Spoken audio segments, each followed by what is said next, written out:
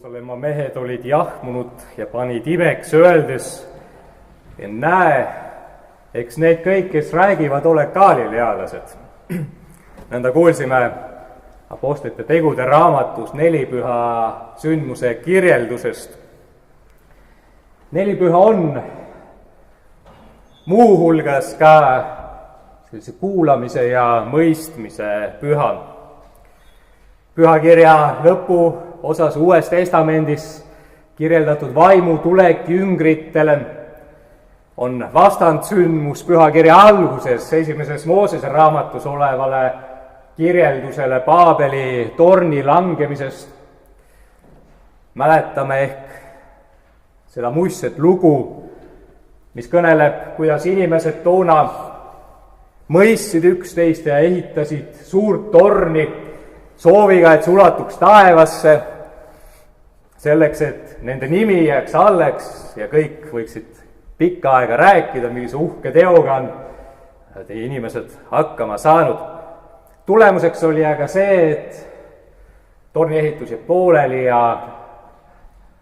inimesed killustati erinevateks rahvasteks, erinevateks keelteks. Inimese ülbus oli see, mis taolise mittemõistmise, mis sealt peale järgnes, põhjustas. Nelipühapäev aga kõneleb taas siis sellest, kuidas rahvas sai üksteist mõistma. Erinevatest keeltest ja murretest inimesed olid koos ja said aru, mida räägiti. Me tuleme selle juurde peagi tagasi, et mõelgem enne mõistmise tähtsuse peale meie elus ja sellele, miks on meil vahel nii raske üksteisest aru saada. Ka siis, kui me oleme ühe rahva hulgast ja räägime ühte keelt, sageli ka siis, kui me kuulume isegi ühte kogudusse, ka ühes perekonnas võib nõnda juhtuda, hästi ei saa aru, mida teine mõtleb. Liigagi tihti on üheks mittemõistmise põhjuseks mitterääkimine.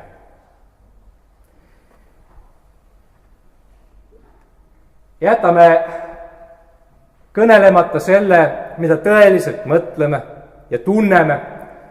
Jätame välja ütlemata selle, mis meile korda läheb.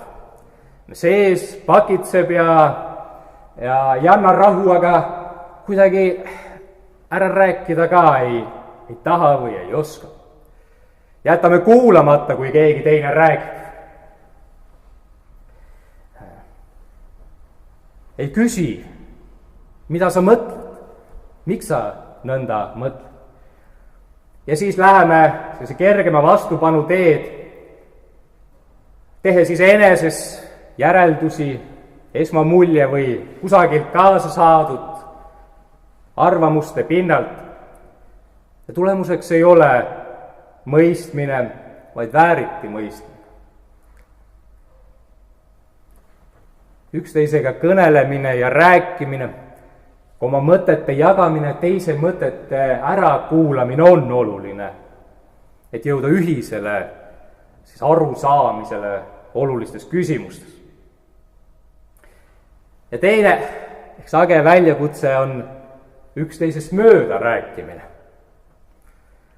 Me kõneleme küll justkui sama keelt, kasutame samu sõnu, räägime isegi samast sündmusest või olukorrast, aga ikka ei mõista üksteist. Siis on taaskord ehk põhjuseks see,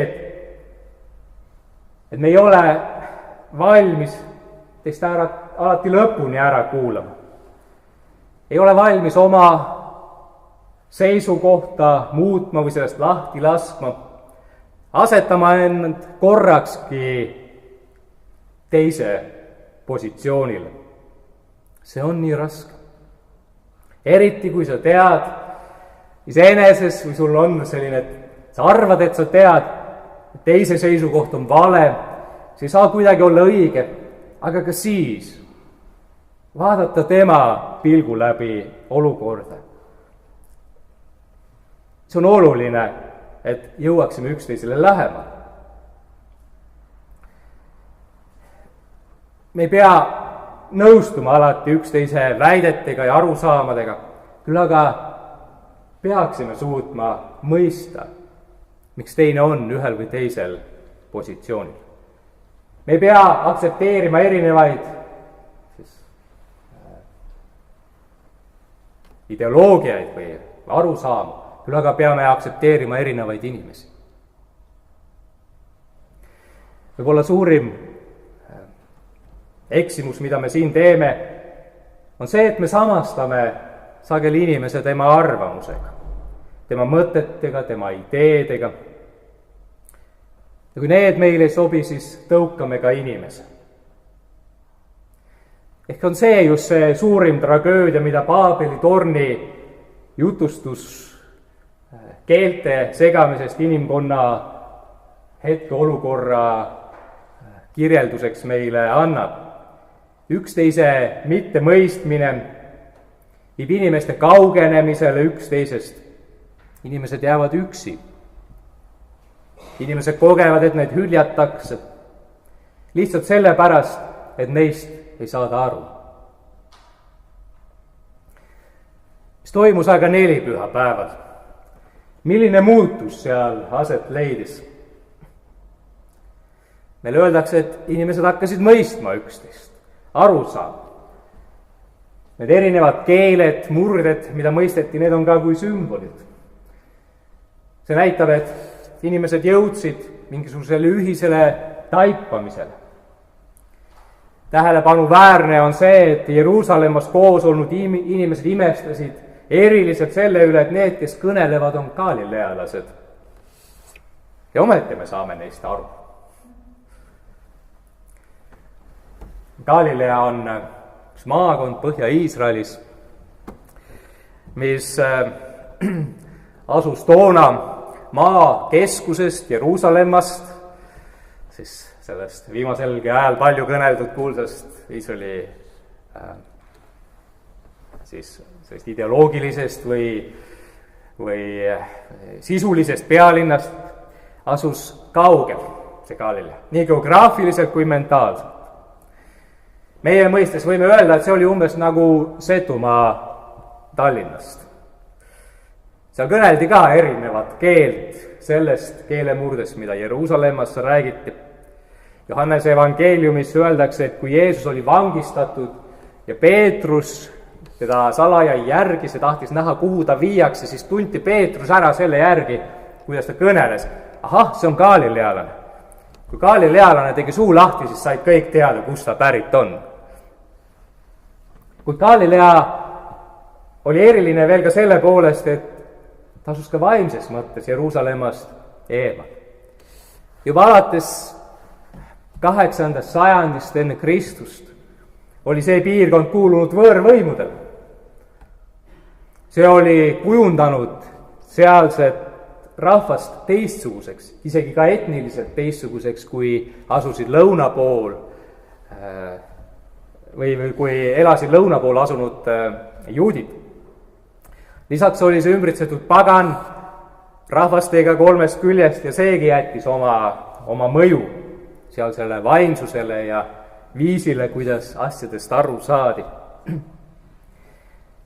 Lisaks sellele oli sealse rahva peamiseks elatusallikaks ja tegevusalaks põllutöö ja kala püüdmine.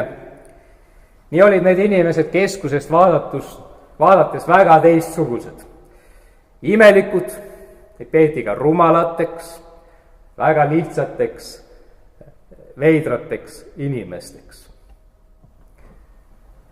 Seda ilmestab veelgi lugu, kui üks Jeesuse jünger Filippus läheb Naatanaeli juurde ja ütleb, et me oleme Messia leidnud, tule vaata ka Jeesus Naatsaretist. Siis Naatanael imestab ja ütleb, mis sealt Naatsaretist saab head tulla, sealt sellest Galilea linnast. Mida erilist saab sellisest kolkast, tähtsusetute inimeste keskelt esile tulla? Nelipüha päevaga muutis suhtumist. Galilealased rääkisid ja Jeruusalemma suured ja targad pidid tunnistama, et sellel jutul on sisu. Millest need galilealased seal rääkisid? Nad rääkisid Jeesusest, seesamast Natsareti Jeesusest, kes oli tulnud lihtsast perekonnast, puusepa poeg, nagu teda ka teati ja tunti. Aga kes oma sõnade ja eluga muutis midagi nii kardinaalselt, et see pani ka galilealased rääkima nii, et neid kuulati. Seal oli sõnum, see oli sisu, mis läks korda ja mis puudutas sõltumata sellest, millisest klassist sa olid pärit, millisest ühiskonnakihist, milline oli sinu haridustasem või sinu keelteoskus. See on see sõnum, millest saadakse aru, sest see sõnum puudutab südant. Püha vaimu tulek 4 pühapäeval on selline väga sisemine sõnum, see räägib sellest, et inimese sisse on tulnud Jumal elama. Inimene on Jumalaga nii lähedalt seotud, et Jumala vaim hingab inimeses. Ja inimene, kes Jumalat tunneb ja Jeesuse Kristuse läbi on temaga seotud, võib arvestada, et on Jumalaga justkui ühte köidetud, läbi põimitud, kokku seotud. Ja siis ei ole sellist sündmust, kus me ütleme, et nüüd on Jumal mu maha jätnud või kaugele läinud või siin on ta eriliselt lähedal. Me hingame Jumalas ja hingame Jumalat.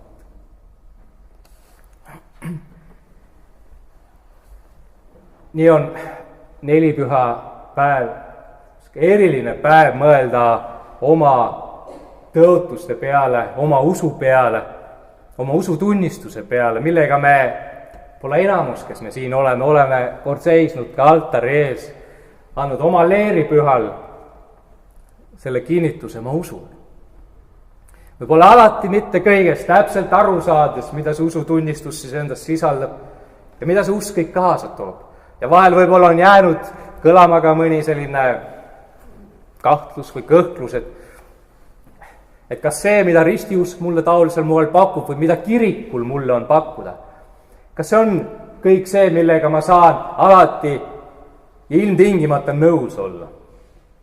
Aga usk on midagi palju enamat kui lihtsalt nõustumine mingite väidete või arusaamade või õpetustega. Usk on armastussuhe Jumalaga. See on elu koos temaga ja elu temast. Et see usutunnistus, mida leeripühal ka täna 3 leerilast saavad anda ja mida üle maailma tänasel päeval just nimelt 100 000 või mitte ehk miljonid inimesed ei anna, see sisaldab just seda usalduse momenti. Ma usaldan Jumalat. Ma tahan rajada oma elu millelegi muule kui iseenda egole, iseenda uhkusele, ülbusele ja suurusele. Ma ei taha olla kui Paabeli torni ehitaja, kes arvas, et tema peab enda suureks tegema. Ma tahan olla see 4 püha koguduse lihtne inimene, kes on valmis vastu võtma Jumalat, kes tuleb tema juurde Jeesus Kristuses.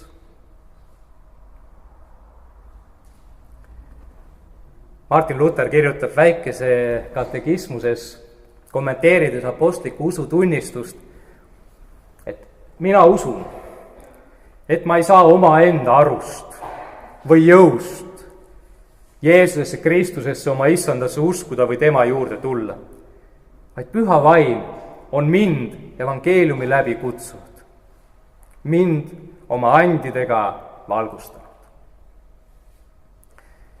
Usk on Jumala and ja püha vaimu and, kes on usule sammu lähemale astunud, on astunud sammu, mida Jumal on juhtinud. Meie võimalus ületada mittemõistmine, hüljatus, üksi olemine, see on kätketud võimaluses vastu võtta Jumala and, mille ta meile Kristuses on kinkinud. leida ühtsust temaga ja tema kaudu kaasinimestega. Võib-olla ei sünni sellest kohe kõikidega mõistmine ja leppimine, maailma rahu, küll aga sünnib sellest teadmine, et sa oled lepitatud Jumalaga. Sellelt pinnalt võid elada sellist elu, mis julgeb kuulata ka teist inimest, aktsepteerida teda ja võtta vastu ka seda, keda on raske mõista. See on galilealase Jeesuse sõnumi avanemine meie jaoks. Aamen.